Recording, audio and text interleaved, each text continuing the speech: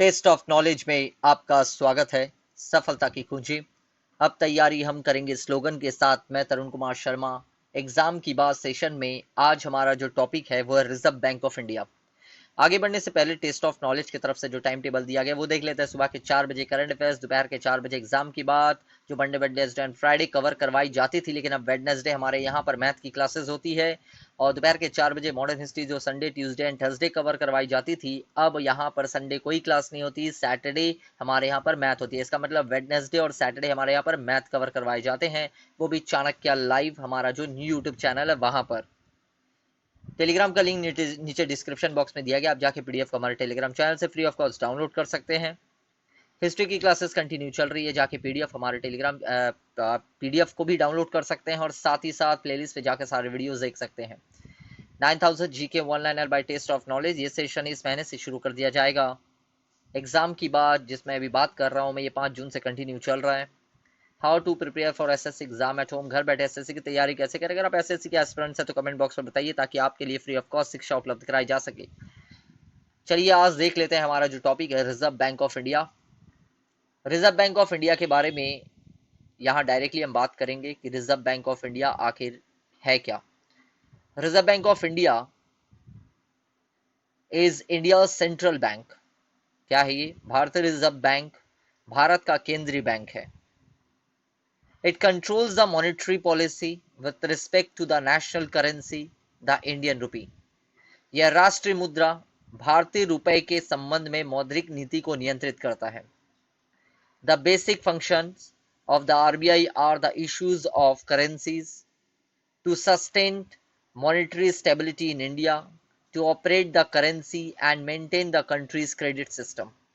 RBI के मूल कार्य मुद्रा जारी करना, भारत में मौद्रिक स्थिरता बनाए रखना, मुद्रा का संचालन करना और देश की ऋण प्रणाली को बनाए रखना है। अब हम बात करते हैं आरबीआई है क्या आखिर। What is RBI? आरबीआई क्या है? RBI is an institution of national importance and the pillar of surging Indian economic. RBI राष्ट्र महत्व का संस्थान है और बढ़ती भारतीय अर्थव्यवस्था का आधार है। It is a member of the IMF. ये बहुत इंपॉर्टेंट पॉइंट है, ये आईएमएफ का सदस्य है। Recently RBI has launch a website named https पैसा बोलता है .rbi.org.in to raise awareness among masses about fake notes in the market. हाल ही में आरबीआई ने पैसा बोलता है rbi.org.in नाम से एक वेबसाइट लॉन्च की है। बाजार में नकली नोटों के बारे में जनता के बीच जागरूकता बढ़ाने के लिए आप भी जाकर इसे पढ़िएगा। ओके, ये वेबसाइट आपको पेज नजर आएगा जब आप सर्च करेंगे। The concept of reserve bank of India was based on the strategies formulated by doctor Ambedkar in his book named The Problem of the Rupee, Its Origin and Its Solution. भारतीय reserve bank की अवधारणा doctor Ambedkar द्वारा तैयार की गई रणनीतियों पर आधारित थी, जिसका नाम the problem of the rupee, its origin and it's solution, ये इन्होंने एक किताब लिखी थी डॉक्टर बी आर अम्बेडकर ने।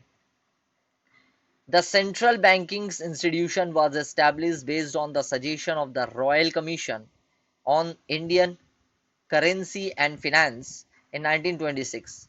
This commission was also known as Hilton Young Commission. इस केंद्रीय बैंकिंग संस्थान की स्थापना 1926 में royal commission on Indian currency and finance के सुझाव के आधार पर की गई थी। इस आयोग को हिल्टन यंग कमीशन के नाम से भी जाना जाता है, मतलब रॉयल कमीशन को हिल्टन यंग कमीशन भी कहा जाता है, ये आपको याद रहना है। और कब? 1926 में। In 1924, the Reserve Bank of India was nationalized and became a member bank of the Asian Clearing Union. 1949 में भारतीय रिजर्व बैंक का राष्ट्रीयकरण किया गया और वह एशियाई समाशोधन संघ का सदस्य बैंक बन गया था। जबकि जब ये बन रहा था, नेशनलाइज हो रहा था, तो आरबीआई इसके अगेंस्ट में था, क्योंकि पहले जितने भी बैंक थे सब प्राइवेट हुआ करते थे। नेशनलाइजेशन का मतलब होता है राष्ट्रीयकृत करना, और यहाँ पर सीधी बात ये हो रही है कि जब आरबीआई को राष्ट्रीयकृत के जगह राष्ट्रीयकृत किया जा रहा है, प्राइवेट से पब्लिक में बनाया जा रहा है, तो विरोध तो होना ही था। RBI regulates the credit and currency system in India. RBI Bharat में क्रेडिट और मुद्रा प्रणाली को नियंत्रित करता है।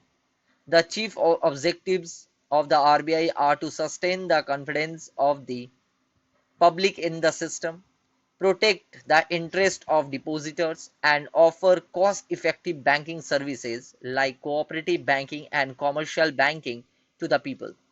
आरबीआई के मुख्य उद्देश्य सिस्टम में जनता का विश्वास बनाए रखना, जमाकर्ताओं के हित की रक्षा करना और लोगों को सहकारी बैंकिंग और वाणिज्यिक बैंकिंग जैसी लागत प्रभावी बैंकिंग सेवाएं प्रदान करना।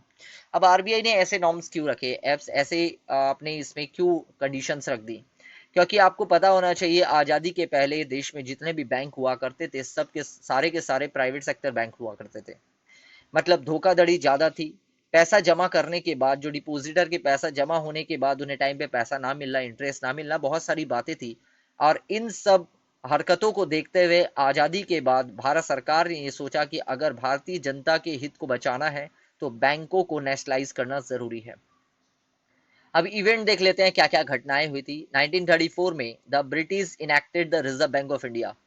अंग्रेजों ने भारतीय रिजर्व बैंक अधिनियम बनाया 1934 में। 1935 में the reserve bank of India was establish on 1 अप्रैल इन कैलकाटा। 1935 में कलकत्ता में 1 अप्रैल को भारतीय रिजर्व बैंक की स्थापना कर दी गई। 1937 में क्या हुआ, reserve bank of India was permanently move to Mumbai. भारतीय रिजर्व बैंक को स्थायी रूप से मुंबई में लॉन्च किया गया, मतलब मुंबई में स्थापित कर दिया गया। 1949 में क्या हुआ, got nationalised after independence. The bank was held by private stake holder before this. 1949 में स्वतंत्रता के बाद राष्ट्रीयकरण हुआ, इससे पहले निजी धारकों द्वारा बैंकों को रखा गया था, ये भी आपको याद रखना है। और ये 1 जनवरी को हुआ था नेशनलाइजेशन, 1 जनवरी 1949 को, 1 जनवरी 1949 को नेशनलाइज हुआ था आरबीआई का। In the year 2016, the original RBI Act of 1934 was amended and provided the statutory basis for the implementation of the flexible inflation targeting framework. वर्ष 2016 में 1934 के मूल आरबीआई अधिनियम में संशोधन किया गया और इसने लचीली मुद्रास्फीति लक्ष्यीकरण ढांचे के कार्यान्वयन के लिए वैधानिक आधार प्रदान किया। मतलब एफडीआई सिस्टम को छूट दी गई, एफडीआई को आसान किया गया, फॉरेन डायरेक्ट इन्वेस्टमेंट को। अब हम कुछ इंपॉर्टेंट क्वेश्चन देख लेते हैं जिसका कमेंट बॉक्स पर आपको बताना है।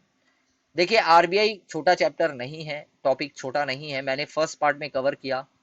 आपका अगर कमेंट आता है, इसको लेकर डिमांड जनरेट होती है कि हाँ सर आगे और डिटेल में जानना है हमें आरबीआई के बारे में, तो आप मुझे कमेंट बॉक्स पर बताइएगा ताकि मैं नेक्स्ट लेक्चर एग्जाम की बात पे फिर से ला सकूं। पहला क्वेश्चन देख लेते हैं, on which commission recommendation Reserve bank of India was establish. Chamberlain commission, Hilton Young commission, Keynes commission या नन ऑफ दिस।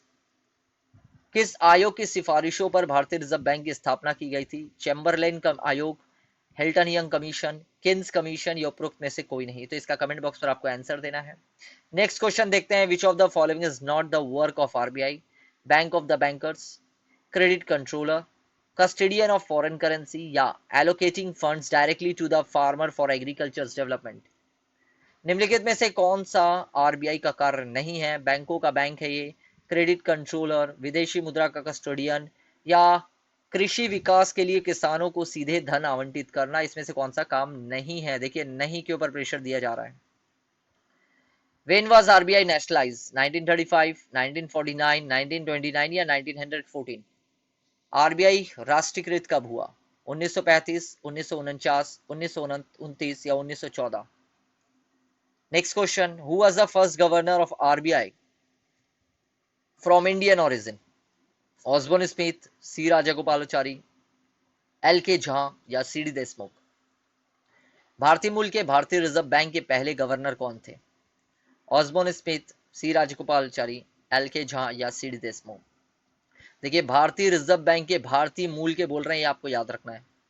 आखिरी क्वेश्चन देख लेते हैं, how long does the accounting year of the reserve bank of India come force from 1 July to 1 June, 1 April to 30 March, 1 July to 30 June या January 1 to दिसंबर 31? भारतीय reserve bank का लेखा वर्ष कब से कब तक आता है? जैसे फाइनेंशियल ईयर होता है, वो फाइनेंशियल ईयर की बात की जा रही है। हम लोग मानते हैं 1 अप्रैल से 31 मार्च तक। तो ये आरबीआई कब अपना फाइनेंशियल ईयर रखता है ये आपको बताना है। 1 जुलाई टू 1 जून, 1 अप्रैल से 30 मार्च, 1 जुलाई से 30 जून, या 1 जनवरी से 31 मार्च। ये सारे क्वेश्चन के आंसर आपको कमेंट बॉक्स पर देने हैं। तो ये था आरबीआई के ऊपर एक छोटा सा लेक्चर। अगर पसंद आया तो लाइक करिएगा, ज़्यादा से ज़्यादा शेयर करिए ताकि दूसरों की मदद हो सके। कमेंट बॉक्स पर जो आंसर देना है, जो भी क्वेश्चन पूछे गए आपसे, और पीडीएफ की लिंक डिस्क्रिप्शन बॉक्स में दी गई है, जाके पीडीएफ को हमारे टेलीग्राम चैनल से डाउनलोड कर सकते हैं। यही लिंक आपको नीचे दी जा रही होगी, यही टेलीग्राम लिंक है हमारे यहाँ का। चाणक्य लाइव को सब्सक्राइब करना ना भूलें, तो क्योंकि मैथ और रीजनिंग की क्लासेस हमारे यहाँ पर वेडनेसडे और सैटरडे करवाई जाती है रात के 9 बजे। साथ ही साथ अगर आपने टेस्ट ऑफ नॉलेज को सब्सक्राइब नहीं किया तो चैनल को सब्सक्राइब करके बेल आइकन को प्रेस करना ना भूलें, ये होता है बेल आइकन। सो गाइज, मिलते हैं सुबह के 4 बजे करंट अफेयर्स के साथ। Thank you.